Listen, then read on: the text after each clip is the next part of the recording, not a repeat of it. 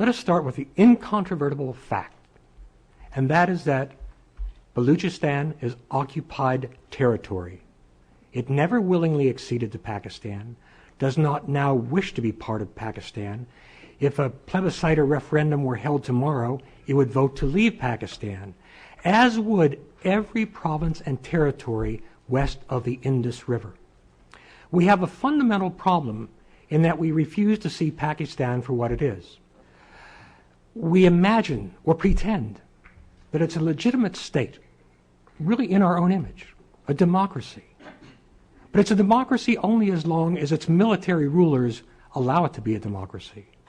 It is, in fact, a miniature empire, a last artifact, along with a few other countries around the world, of the imperial age, with artificial borders, which we defend as we do elsewhere.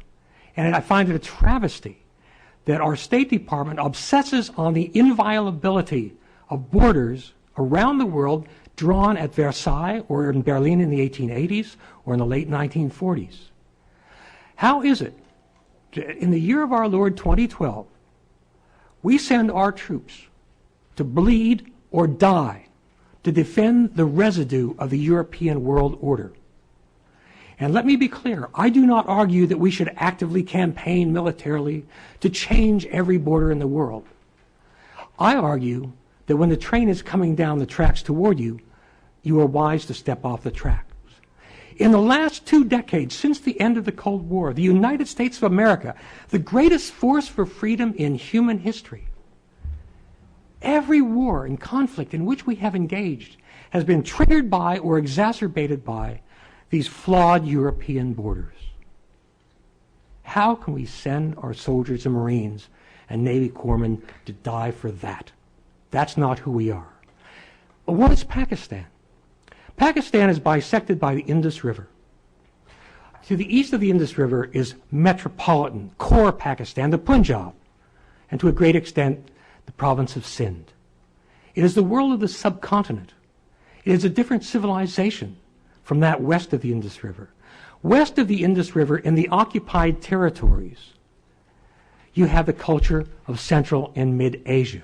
When you cross the Indus River either way, even the food is different.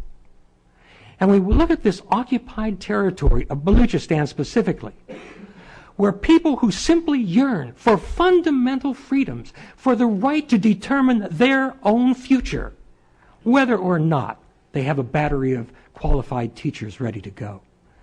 We must admire their determination to sacrifice everything against enormous odds in Pakistan and Iran for the simple right to say, I am a Baloch. I will decide my own future. Instead, we support Pakistan, their oppressor, a state that actively supports and arms terrorists and insurgent movements in Afghanistan that kill and maim our own soldiers. The Pakistani government is not our friend. It is not the friend of the Baloch or the other subjugated peoples west of the Indus River.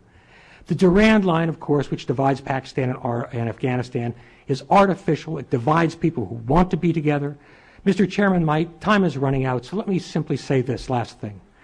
200 years ago, one of our greatest presidents faced a problem. The Barbary pirates refused to let our ships pass in peace, so we paid tribute money to let our goods pass. Thomas Jefferson put a stop to that.